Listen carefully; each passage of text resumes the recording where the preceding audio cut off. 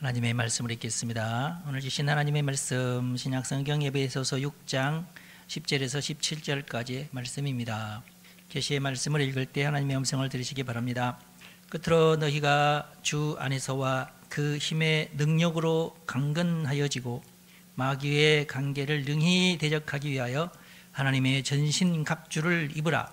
우리의 씨름은 혈과 육을 상대하는 것이 아니요 통치자들과 권세들과 이 어둠의 세상 주관자들과 하늘에 있는 악의 영들을 상대함이라. 그러므로 하나님의 전신갑주를 취하라. 이는 악한 날에 너희가 능히 대적하고 모든 일을 행한 후에 서기 위함이라. 그런즉 서서 진리로 너희 허리띠를 띠고 의의 호심경을 붙이고 평안의 복음이 준비한 것으로 신을 신고 모든 것 위에 믿음의 방패를 가지고 이로써 능히 악한 자의 모든 불화살을 소멸하고 구원의 투구와 성령의 검 곧 하나님의 말씀을 가지라. 아멘. 말씀의 은혜가 되시기 바랍니다. 승리를 위한 준비, 이런 제목으로 말씀을 드리도록 하겠습니다. 오늘 말씀은 특별히 영적 전쟁에 대한 교과서적 말씀인데요, 많은 사람이 이 말씀을 가지고 영적 전쟁에 대해서 이야기하고 있지만 오늘은 본문 말씀 중심으로 특별히 단어를 중심으로 살펴보도록 하겠습니다. 저도 이 말씀을 가지고 몇 번 설교한 기억이 나는데, 설교할 때마다 항상 새로운 감동이 있어요. 사람마다 자기가 처한 환경이나 여러 가지 조건들 때문에 어떤 단어나 어떤 어구에 더 세밀하게 관심이 가질 수가 있어요. 그렇지만 하나님의 말씀이 우리를 다른 길로 가지 못하도록 또 막을 수도 있어요. 심지어 저는 어떤 경험까지 하냐면, 어떤 말씀을 가지고 어떤 설교를 해야 되겠다, 먼저 이제 준비하기 전에 이제 예상을 하잖아. 이러이러한 식으로 아마 말씀이 이렇게 진행될 것 같다, 이렇게 상상을 하는데, 막상 성경 사전이나 전문 서적을 쫙 펼치고 들어가 보면은 내가 상상하던 방향이 아닌 경우가 꽤 있어요. 그럼 어떻게 해요? 그걸 억지로 막 이리 꼬고 저리 꼬고 해가지고 내가 원하는 식으로 가면 안 되죠. 그러면은 설교가 아닌 거죠. 제가 요즘에 특별히 느끼는 것은 말씀 속에, 단어 속에 이미 그 내용들이 다 들어있다, 것을 많이 느낍니다. 근데 물론 이럴 수는 있어요. 뭐 A라는 단어, B라는 단어, C라는 단어 쭉 있을 때에 이 구절에서 나는 A라는 단어를 좀 중요하게 생각해야 되겠다, 뭐 이러는 경우는 있어요. 그러나 단어를 가지고 막 장난치듯이 야바이꾼처럼 이렇게 하는 것은 잘못된 거죠. 오늘 우리가 10절부터 읽었는데요, 끝으로 너희가 주 안에서와 그 힘의 능력으로 강건하여지고 라는 말씀이 있어요. 이 좀 이제 결론에 해당되는 말씀인데, 그러니까 이게 전체가 어떻게 보면은 에베소서의 결론에 해당되는 그런 말씀이에요. 그래서 끝으로 마지막으로 내가 이 말을 꼭 해야 되겠다, 그런 뜻이에요. 강건하여져야 된다, 강건해져야 된다, 그런 뜻이죠. 근데 뭘로 강건해져야 되느냐? 주 안에서 너희들이 강건해져야 된다. 그다음에 그 힘의 능력으로, 그러니까 하나님의 힘의 능력으로 강건해져야 된다, 그런 뜻이에요. 우리가 밥을 먹고 강건하거나 운동을 잘 해가지고 강건하거나 이제 그런 뜻이 아니라, 이건 좀 영적인 뜻이 있죠. 주 안에서라면은 이제 바울서 신서에서 주 안에서라는 말은 거의 대부분 특별한 경우를 제외하고는 다 교회 안에서라는 뜻이에요.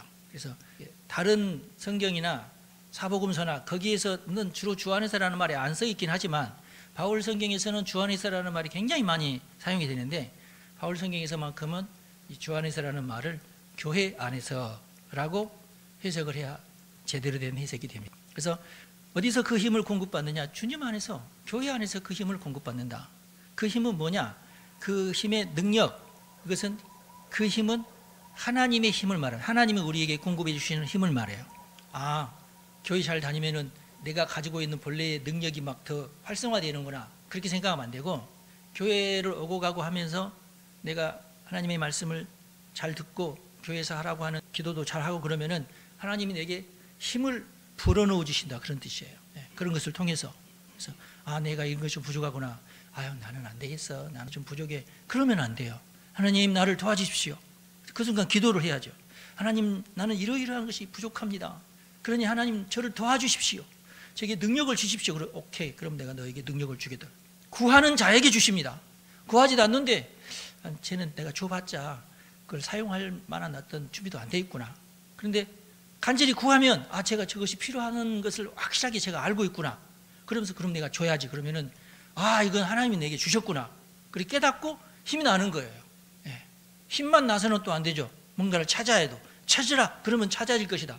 그럼 막 책 뒤져보고 인터넷 뒤져보고 사람 만나서 막 물어보고 막 그럴 거 아니에요. 그러면은 내가 몰랐던 것이 찾아지게 됩니다. 할렐루야. 그러고 나서 막 문을 여보시오. 네 보니까 이만저만 아이 그거 아니라고. 아니 잘 들어보시라고 하면서 그 사람의 마음을 막 두드릴 때 그러면 귀찮아서라도 문을 열어주고 일을 해결해 준다 그 말이에요. 할렐루야. 이게 하나님이 내게 주시는 능력이에요. 이런 방법을 통해서 하는 거지. 교회 잘 다녔으니까 하나님께서 알아서 해주시겠지. 아니요. 그렇지 않아요. 뭔가 이게 내가 부족하다 싶으면 구해야 돼요. 하나님 이렇게 되게 해주십시오. 그러면 하나님께서 길을 열어주시고 내 눈을 열어주시고 이 길이 아니구나. 이 길로 가야 되는구나. 길을 또 바꿔도 주시고 그렇게 되는 겁니다. 할렐루야. 여러분 다 그렇게 하십니다. 영적 전쟁을 하려면 하나님의 힘으로 우리가 강력해져야 돼요. 그래야 그 전쟁을 감당할 수 있습니다. 그래서 여기에서 말하는 이 능력은 충전된다 생각하시면 돼요. 하나님의 능력으로 내가 충전을 받는다 그렇게 생각하시면 될 것 같아요. 전쟁이라고 하는 것은 사람이 살아갈 때 피할 수 없는 것이 전쟁입니다. 근데 사람들이 전쟁을 싫어해요. 전쟁 좋아하는 사람이 어디 있어요? 근데 전쟁은 어쩔 수 없이 해야 돼요. 엄마와 아들 사이에도 전쟁해야 돼요. 엄마와 딸 사이에도 전쟁을 해야 돼요. 귀찮아. 방치하면은요 자식들이 삐뚤어지게 나갑니다. 근데 전쟁을 하면서 이건 안 돼. 이건 절대로 이것은 그렇게 할 때 우리가 불가능하구나. 그러면서 제대로 커요. 여러분 농사도 마찬가지입니다. 가지가 지 멋대로 뻗어나가는데 농부가 이놈 이건 아니지 하고 잘라버려야 돼. 그래야 아이고 안 되겠구나. 다시 커야 되겠구나. 그러는 겁니다. 다 전쟁이에요. 아까워. 이 가지도 얼마나 예쁜데 아까워. 그러다 농사 망치는 거예요. 일터에서도 마찬가지입니다. 저건 아닌데 제 주거는 이렇게 아닌데 설득을 하고 고면을 하고 그렇게도 안 되면 자르고 그렇게 하면서 해야 이렇게 성장을 하고 그러는 거죠. 모든 일이 다 그래요. 늙어 죽을 때까지. 노인들은 아무 할 일 없고 전쟁 건강과 전쟁을 합니다. 날마다. 죽을 때까지 우리는 전쟁하다가 기력이 다 하면은 전쟁 못하면은 죽는 거예요. 인생이 다 그래요. 인생 잔치가 다 그래요. 가만히 있고 평안한 인생은 없습니다. 죽을 때까지 유비무환의 자세를 잃지 않고 살아가야 됩니다. 요즘에는 과거처럼 군사력을 가지고 싸우는 것은 약간 하수급이. 그렇다고 해서 군사력이 필요 없으면 또 절대로 안 되고 군사력은 기본적으로 잘 갖춰놓고 잘 갖춰진 상태에서 군사력으로 싸우지 않을 수 있는 겁니다. 이게 잘 안 갖춰져 있으면 군사적으로 내가 공격을 받을 때 지는 거예요. 그러나 내가 군사력을 잘 갖추고 있으면 아무도 나를 건들지를 못합니다. 그러면 그때 이제 말로 싸울 수 있고 그렇게 되는 거죠. 요즘에는 특별히 무역 전쟁이죠. 무역 전쟁이라는 말도 있어요. 요즘에 트럼프 대통령이 주로 하는 말이 관세를 올리겠다. 끄떡하고 관세를 올리겠대. 20%를. 그럼 우리도 20% 올리겠다. 그러면 되는 것 같아요. 이쪽은 더 오래 버틸 수 있는데 그러면은 지는 거죠. 이쪽은 군사력도 막강하고 그러는데 어떻게 할 수가 없어. 그러다가 버팅기다가 캐나다도 손들고 멕시코도 다 그러는 거예요. 그 배경에 막강한 군사력과 버틸 수 있는 힘이 있는 거예요. 그러니까 지는 거죠. 그러니까 여러분 항상 하나님께 예배하면서 하나님으로부터 신령한 어떤 능력을 공급받고 충전을 받고 그래야 어디에 가서든지 승리할 수가 있습니다. 그런데 우리의 그 전쟁의 대상이 누구냐? 11절이 잘 나와 있어요. 여러분 이상하게 생각하지 마십시오. 마귀입니다. 마귀의 관계가 우리의 전쟁의 대상이에요. 그러기 위해서는 하나님의 전신갑주를 입어야 됩니다. 중요해요.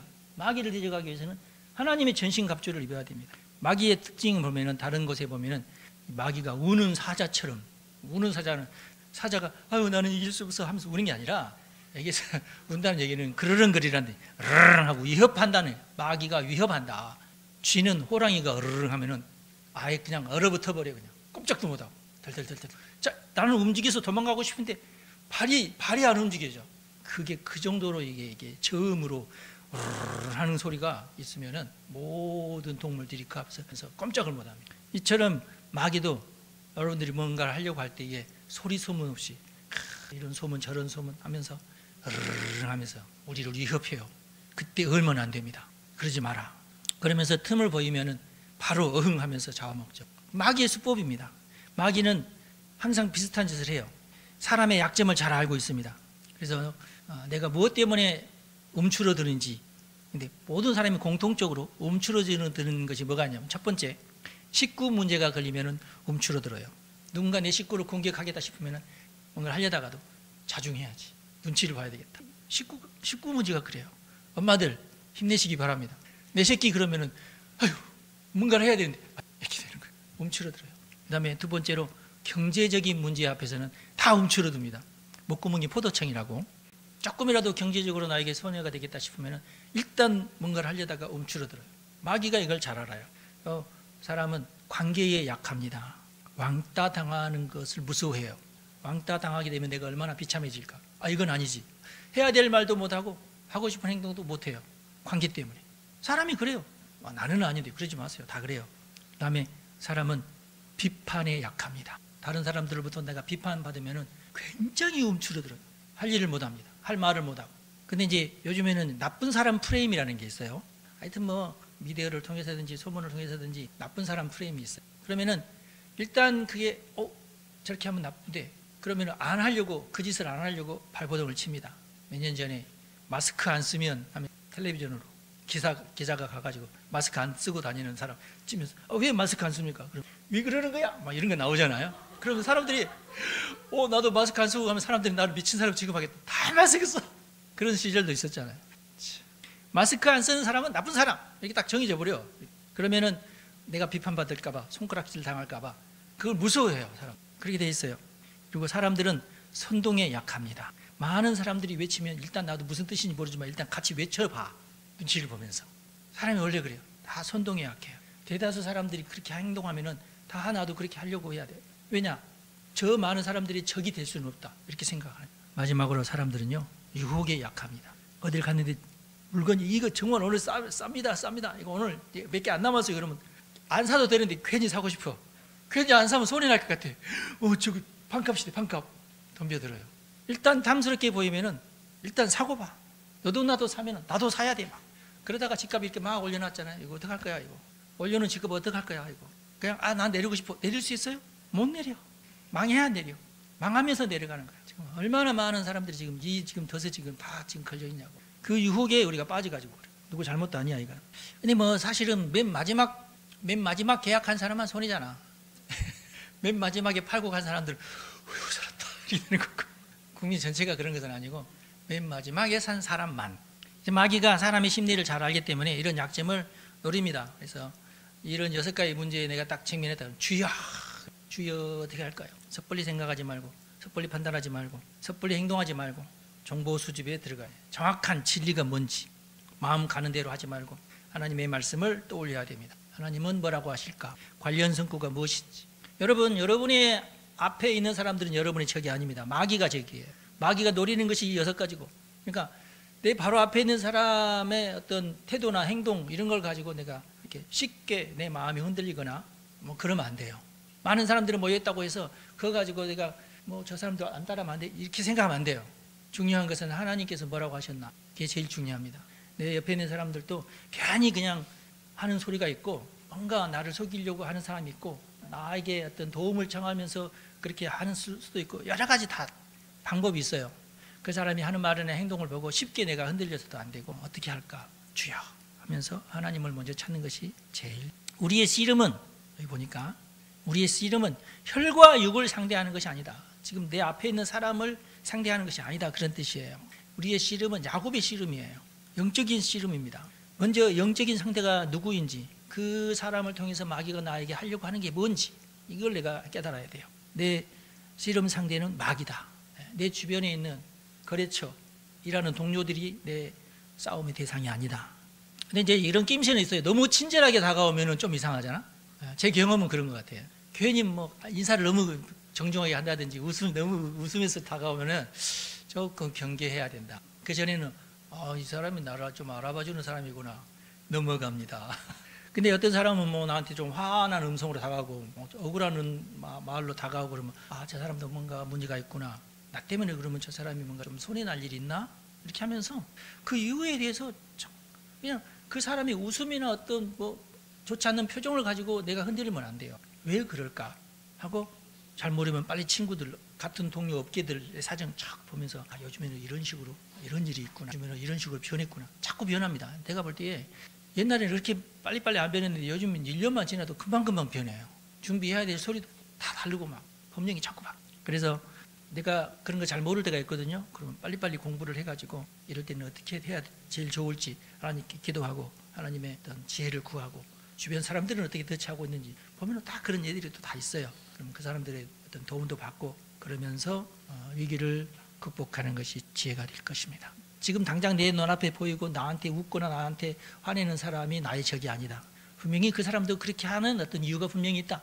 그 이유를 빨리 파악을 해서 대처하는 것이 그게 바로 영적 전쟁이다. 그때 내가 이제 놀라지 말아야 되겠다. 마귀가 나를 내 속에서 불안하게 하고 하는데 그런 것에 우리가 대처를 해서 마귀를 해적해라 그런 뜻이에요. 오늘 본문 말씀에 보면은 그 상대가 혈과 육이 아닌데 그 상대가 마귀인데 그 마귀는 그럼 뭐냐? 첫 번째 보면은 통치자들과 권세들과 어둠의 세상 주관자들과 악의 영들이다. 네 가지 적을 분명한 적을 말씀하고 있어요. 통치자들 하면 누굴까요? 통치자들이 영적 전쟁의 대상이래요. 분명하게 통치자들. 우리나라에서는 통치자가 윤석열 대통령이잖아요. 우리 주변에 있는 통치자들은 뭐 시진핑이나 김정은이나 그러겠죠. 일본의 지금 수상이 누구죠? 통치자라고 하는 우리는 일본은 우리 적이 아니잖아. 그러니까 우리나라에 위협을 가할 수도 있고 뭐 경제적으로나 또 여러 가지 면에서 좀 문제가 되는 사람은 김정은이든지 시진핑이든지 지금 그러잖아. 몽골이 우리의 적인가요? 아니죠. 러시아가 적인가요? 아니단 말이에요. 대만이 우리 적인가요? 아니야. 그러니까 대만의 정통이 누군지 몰라 우리는. 관심이 없으니까. 그런데 정말 우리나라에 위협이 될 만한 존재들은 하여튼 김정은과 시진핑이니까 이 사람들은 항상 뉴스에 나오고 우리도 잘 알고 있고 그러는 거예요. 통치자의 통치 이념이 영적 전쟁의 대상이 되는 것입니다. 근데 우리는 대통령과는 싸울 수 없죠. 왜냐하면 대통령 주변에는 경호가 삼엄하기 때문에. 역사적으로도 보면은 우리나라뿐만 아니라 인류의 모든 역사를 보면은 그 나라의 통치자가 그가 통치하고 있는 내내 그 나라는 영향을 받을 수밖에 없어요. 모든 면에서 영향을 받습니다. 그래서 통치자의 이념에 따라서 교회가 핍박을 받을 수도 있고 교회가 장려를 받을 수도 있고 그래요. 그래서 통치자가 아주 중요해요. 교회도 마찬가지입니다. 어떤 통치자는 악하기도 하고 어떤 통치자는 선하기도 하고 그래요. 이게 통치자가 어쩔 수 없이 누구에게인가는 선하면 누구에게인가는 악할 수밖에 없어요. 모든 국민을 100% 만족시키는 통치자는 없습니다. 그럴 수밖에 없어요. 항상 반대하는 세력이 있게 마련이고 100% 백성들에게 추앙받고 반역자도 하나도 없던 시절이 우리나라에도 있었나요? 그런 건 없어요. 지금도 마찬가지고 그렇죠. 한쪽에서는 환호하고 한쪽에서는 반대하고. 교회를 핍박하는 통치자에게는 대항을 할 수밖에 없죠. 교회 입장에서는 그렇죠. 그런데 왜 대항하는지에 대한 분명한 세계관, 가치관, 국가관, 체제에 관한 윤리 이런 것이 다 있어야 돼요. 교회에도 다 있어야 되고 교인들도 그런 어떤 정신적인 어떤 영적인 가치관은 다 있어야 돼요. 그게 당연하죠. 그 다음에 권세들이라고 기록하고 있는데요. 권세들은 뭘까요? 결정권을 가지고 있는 자들을 권세들이라고 그럽니다. 단어의 뜻은, 원문의 이제 단어의 뜻은 위임된 권한을 가지고 있는 자들이에요. 그게 권세입니다. 그러니까 어떤 통치자는 이제 전체적인 어떤 그 자신의 어떤 통치 이념을 가지고 통치를 하는데 그 이념에 자기가 이 사람은 나의 이 통치 이념을 잘 실현할 사람이야 하면서 그 사람을 장관에 임명을 하죠. 그럼 그 장관이 이제 통치자가 되는 것입니다. 물론 이제 우리나라를 내가 예를 들어서 그렇게 얘기했지 시대마다 임금이 있고 그 밑에 신하들 그러면 어떤 명령을 내가 어떤 자리를 내가 주겠다 그럴 수 있잖아요. 그래서 우리나라도 각 영역이 다 있죠. 법적인 영역이 있고 군대 영역이 있고 경찰 영역이 있고 뭐 교육의 영역이 있고 다 있지 않습니까? 모든 영역마다 통치자들을 임명을 해서 결정할 수 있도록 그들이 결정할 수 있도록 물론 이제 통치자하고 이제 상의는 하죠. 보고도 하고. 근데 이제 현재 우리나라에서는 권세들이 대부분 탄핵당한 상황이기 때문에 지금 현재로서는 이제 권세들은 없다는 상황이에요. 재밌는 상황이죠. 그러나 몇 주 전에 들어선 미국의 경우 새로운 지금 대통령이 각 장관들을 막 임명하고 그러고 있잖아요. 지금 제일 먼저 임명한 부서가 뭐냐면 새로운 부서를 만들었어요. 기존 행정부처가 아니에요. 거기에 누구를 임명했어요? 일론 머스크를 임명을 했어요. 그 부서의 이름이 뭐냐면은 정부효율부입니다. 전에는 없던 부서예요. 정부를 효율적으로 운영하려면 어떻게 하면 좋겠느냐. 네가 연구하고 너에게 내가 권한을 줄 테니까 네가 마음대로 정부 부서를 네가 그냥 주민들 새로운 떡을 만들어내라. 지금 그게 정부 효율부예요. 예. 현 정권이 사라지면은 그 다음 정권에서는 또 이게 사라질지도 몰라. 그리고 이 사람은 또 정부 관리도 아니야. 돈도 안 받아. 월급도 없어. 지금 그러고 있어요. 지금. 근데 지금 이 정부 효율부가 하는 일, 효율부를 만들자마자 하는 일들이 뭐냐면은 젊은 컴퓨터 박사들, 박사급의 아주 훌륭한 컴퓨터 인재들을 다 몇 명인가, 7명인가, 6명인가를 해가지고 지금 각 부서의 모든 컴퓨터를 다 뒤지기 시작했어요. 거기서 모든 비리를 다 찾아내려고.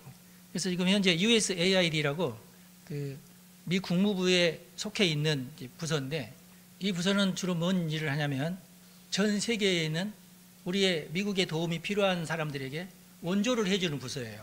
중요한 부서죠. 예를 들어서 이제 아프리카의 어떤 나라에 의약품이 필요하다. 그럼 지원해줘야지. 그럼 거기다가 지원을 해주는 거예요. 그러면 그런 단체들이 전 세계에 많지 않습니까? 우리나라에도 그거 참 잘해요. 조사를 해보니까 일주일도 안 됐는데 엉망이야 이게. 돈이 어마어마하게 지원을 하는데 막상 거기 가서 이거 지원 받았냐고 물으면 지원 받은 거 없는데요. 지금 이런 현상이에요. 그래서 지금 일론 머스크가 내린 결론이 뭐냐면 일단 8개월인가 10개월 동안 일절 아무런 지원도 하지 말아라. 일단 어떤 돈도 빠져나가지 못하도록 다 막아버렸어요. 그리고 그 지도자급, 어떤 부장급이나 어떤 그런 사람들은 사퇴하고 싶은 사람이 있으면 사퇴해라. 8개월치 월급을 미리 줄 테니까 아무런 말도 안 할 테니까 그냥 사퇴할 사람 빨리 사퇴해라. 도망갈 사람 빨리 도망가라고 말이에요. 그러고 있어요. LGBTQ나 DEI 관련해서 어마어마한 돈을 지금 이 USAID를 통해서 외국으로 제일 많이 가져간 데가 어디냐? 우한 바이러스가 만들어진 우한 대학교에 많이 미국의 그 지원이 갔다는 것이 밝혀졌어요. 세상이 지금 이렇습니다. 맨 처음에 코비드가 우한 바이러스라고 우리 알려졌죠. 근데 사람들이 아니라 우한 바이러스라고 하면 안 되니까 코비드19라고 하자. 그래서 말을 바꿨잖아요. 우리나라도 똑같은 짓을 하는데 여러분, 무항공항 참사예요. 제주 항공 참사예요. 제주 항공이 무슨 잘못을 했죠? 무한공항이 잘못한 거야. 제주 항공이 잘못한 거야. 비행기가 착륙하니까 새들을 쫓는 사람이 4명이 있어야 되는데 1명이서 그걸 쫓다가 못 쫓았어요. 그럼 그 책임이 제주 항공에 있어요? 무한공항에 있어요? 잘 생각해 보시라고. 그 세워놔가지고 거기 부딪혀가지고 빵 터지가 다 죽었잖아요. 그러면 그걸 만드는 곳이 무한공항에 있는 책임자야. 제주항공이야. 웃기잖아요 이게 지금. 거기에 지으면 안 돼. 공항을 지으면 안 돼. 근데 억지로 거기다가 하여튼 지어놨어. 그러면은 그 누구 책임이야? 제주항공 책임이에요? 여러분, 말 바꾸기를 이렇게 한다고. 우리나라도 똑같이 우한 바이러스 아니고 코비드19다. 이 짓을 우리나라도 똑같이 한다고. 그래서 타겟을 무한에 있는 사람들이 공격받지 않도록. 다음으로 어둠의 세상 주관자들인데요. 이게 좀 어둠의 세상 주관자들에 대한 해석은 분분합니다. 누굴까요? 어둠의 세상 주관자들. 영적 실체를 의미하는 단어죠. 그러니까 헬라어로는 코스모크라톨이라는 단어인데, 코스모라는 것이 전 세계적인 그런 뜻이거든요. 우주적인 아니면 세계적인 그런 뜻이니까 한 국가에 해당되지 않는다는 뜻이에요. 그러면은 어떤 전 세계적인 단위의 어떤 정치 이념 체제를 말하는 거거든요. 지금 이 단어 전체가 어떻게 보면 어떤 정치적인 어떤 단어들이거든요. 각 시대마다 유행하는 어떤 정치 체제가 있다는 뜻이고, 그 정치 체제 가운데에 교회를 핍박하고 악한 정치 체제들이 있다, 그런 뜻입니다. 그리고 어떤 이것이 옳다, 이렇게 해야 된다 하면서 사람들이 그리 몰고 가는 그런 악한 체제를 말합니다. 그래서 각 시대마다 이 어둠의 세상 주관자들이 어떤 이념을 가지고 우리도 저렇게 하면 되겠는데 우리도 따라서 해야지 하면 또 되고, 그 유행이 된다는 거죠, 정치 체계가. 그래서 그 각 정치 체계의 어떤 이념 이런 것들이 무엇을 지향하고 있는데 어떤 목적이 있는지, 누구에게 이게 유익이 되는지, 그리고 이것을 위해서 이 말을 어떻게, 사상을 어떻게 정리를 하는지, 이걸 우리가 이해를 할 수 있어야 돼요. 그래서 성경에서는 특별히 기독교의 적대적인 정치 체제를 가지고 운영되는 그런 사상을 어둠의 세상 주관자들이라고 해석할 수 있어요. 성경이 기록될 당시에 이 어둠의 세상 주관자들은 로마의 제국주의를 말합니다. 로마의 제국주의가 자기 로마에만 한정되지 않고 이게 계속해서 세력을 확장해 나가면서 제국이 됐죠. 모든 유럽이나 심지어는 프랑스 너머까지 자신들의 세력을 확장하고 나중에는 영국까지 확장하고 팔레스타인은 물론 이집트까지 확장하고 막 그랬잖아요. 굉장히 제국이 되었죠. 그때의 했던 정신 사상, 이것을 말합니다. 무조건 로마주의죠. 로마 최우선주의. 그래서 요한복음 맨 마지막 장인 요한계시록도 로마의 핍박을 받으면서 요한이 밤모섬에서 로마의 눈을 피해서 비밀리에 기록했던 것이 요한계시록 아닙니까? 그래서 기독교인들은 로마에서 제대로 된 어떤 선교 활동도 못하고 심지어 무덤 속에 들어가서 예배드리고 한 300년 넘도록 박해를 받았잖아요. 로마 제국주의에 의해서. 그 이후에 등장했던 기독교의 적대적인 정치 체계에는 중동의 이슬람입니다.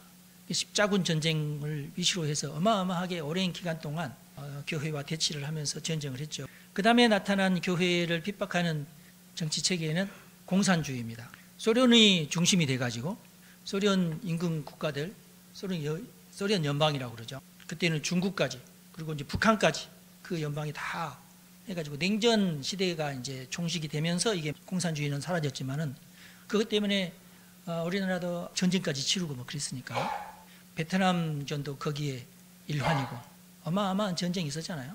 일단 공산주의는 무조건 교회를 핍박했습니다. 6.25 사변 때 불탄 교회가 얼마나 많은지 모르고 순교당한 우리 기독교인들이 수를 헤아릴 수 없을 정도로 많았어요. 그리고 잡혀간 기독교인들. 전쟁이 나기 전부터 기독교를 핍박을 했는데 김일성이. 그래서 그 김일성의 그 핍박을 이기지 못하고 도망쳐 나온 기독교인들이 서울과 부산까지 이렇게 해서 그 사람들이 만든 노회가 있어요. 원래부터 북한이 훨씬 더 기독교인들이 많았거든요. 그 많았던 기독교인들이 전부 김일성이가 통치할 때에 내려오고 절반 이상이 내려왔고요. 전쟁을 통해서 또 내려왔는데 그래서 내려오지 못하고 남아있는 사람들이 지금 핍박을 받고 있는 거예요. 북한에서.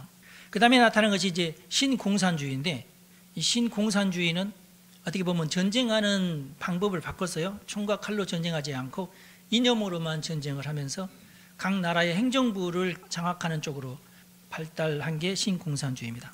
그 다음에 예전에는 있었지만 지금은 사라진 로마의 예수회라는 게 있어요. 지금도 예수회가 명맥을 이어오고 있기는 하지만 예수회가 한때는 개신교를 그렇게 핍박을 했어요.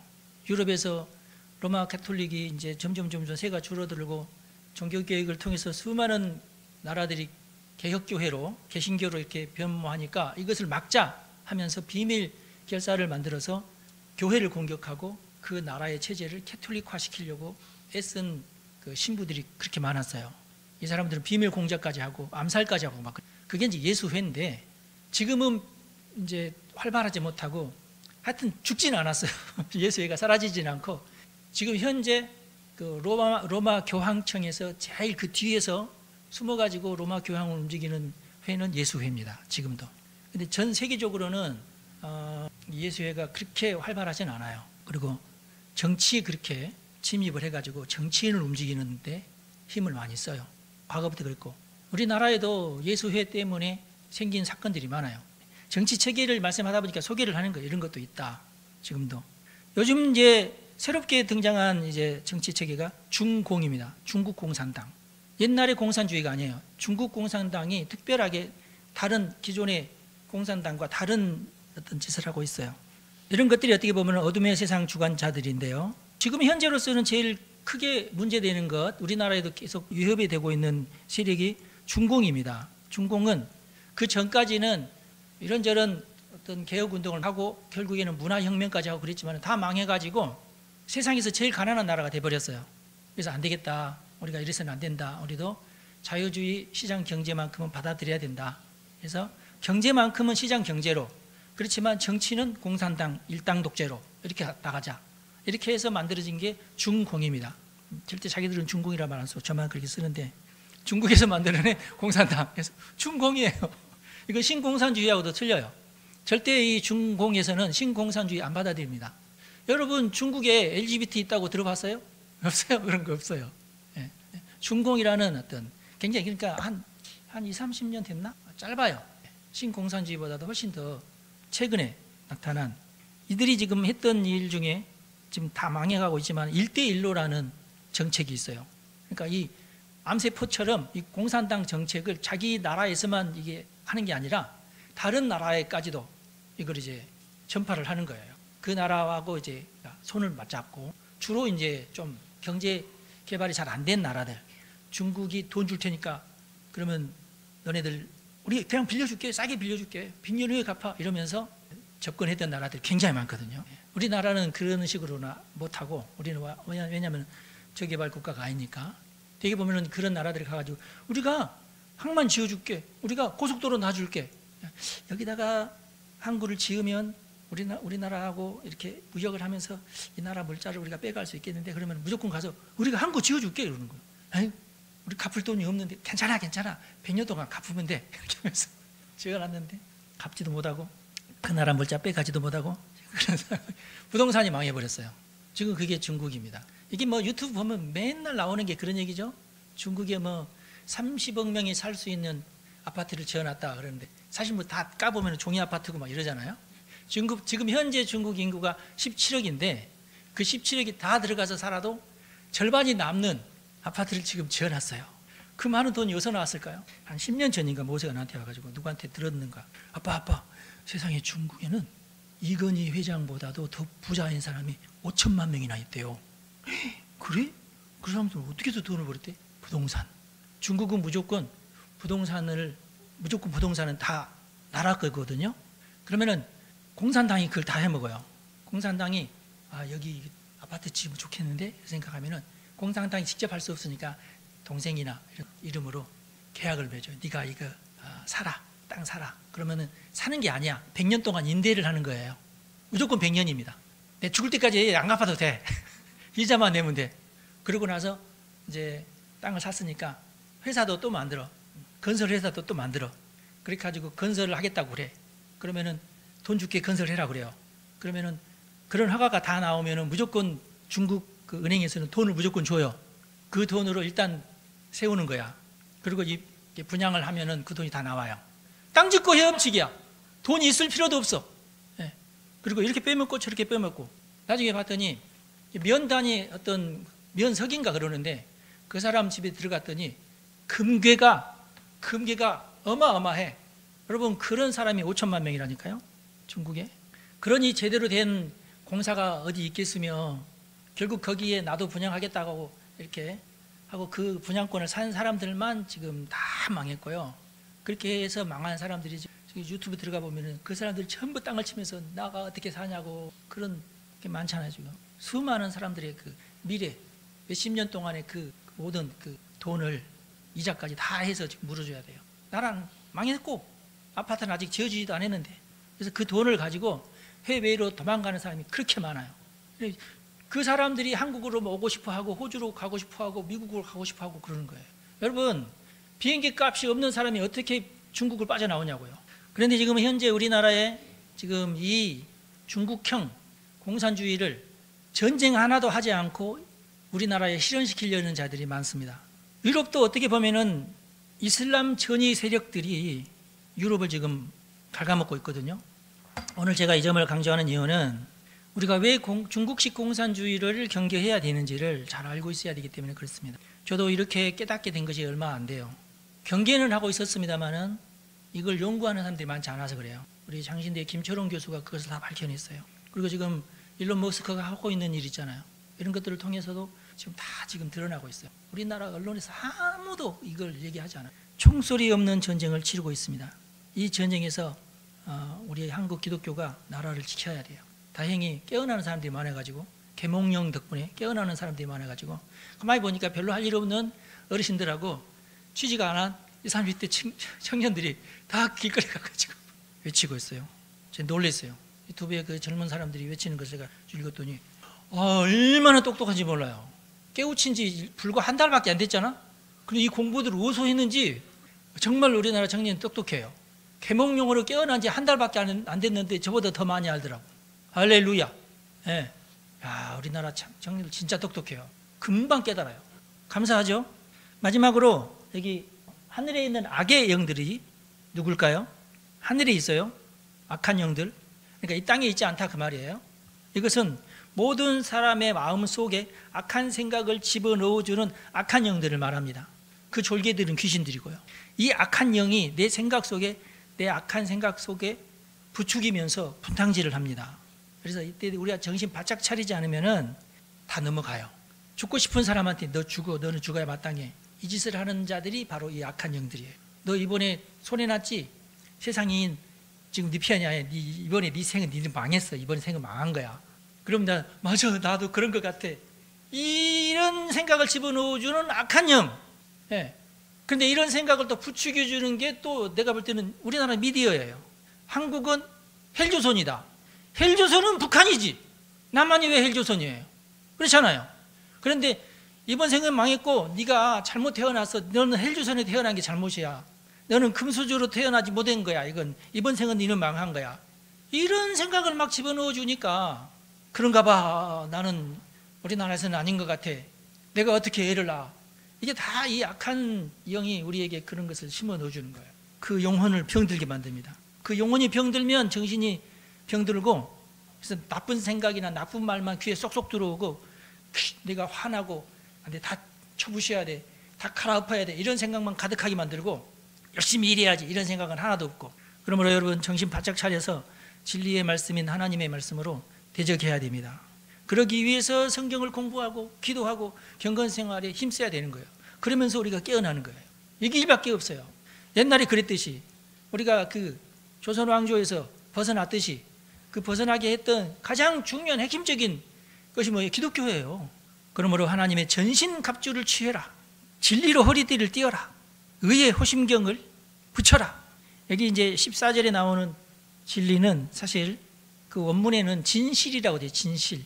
이게 진실로 너희 허리띠를 띄어라. 이게 잘 안 되니까, 말이 잘 안 되니까 진리로. 이거 무슨 말이냐? 정직으로, 정직.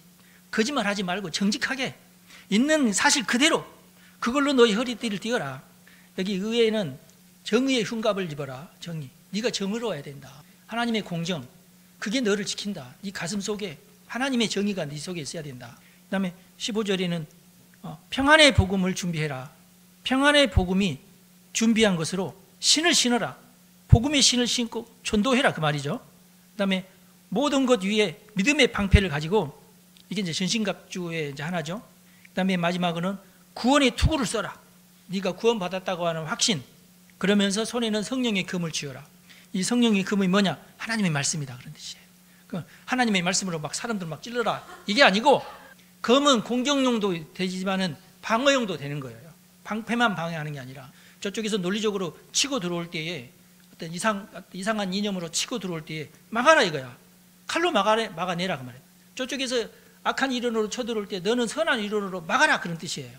여러분, 이건요 혈과 육의 싸움이 아니라고 말씀드렸죠. 치고받고 싸우는 싸움이 아니라니까. 영적인 싸움이에요. 그래서 하나님의 말씀으로, 진리의 말씀으로 쳐내라는 것이에요. 이제 여러분들은 살면서 누군가가 이렇게 이념 논쟁을 하는 그런 경우는 많지 않아요. 해보셨어요? 나도 한 번인가 두 번인가 밖에 안 해봐요. 나 같은 사람도 그런 얘기가 많지 않아요. 그런 일이 있으면 그냥 카톡으로 보내서 이거 한번 보라고, 뭐 이런 정도지. 보통은 평안의 복음으로 전도하는 것이 가장 효과적입니다. 그러나 예를 들어서 어떤 논쟁이 붙었는데도 불구하고 또 지면 안 되잖아. 진리의 말씀으로 싸워서 이겨야지.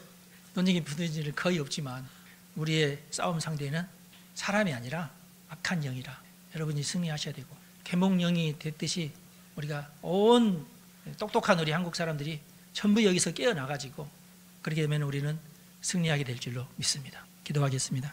하나님, 현재 우리나라는 보이지 않는 영적 전쟁으로 시끄럽습니다.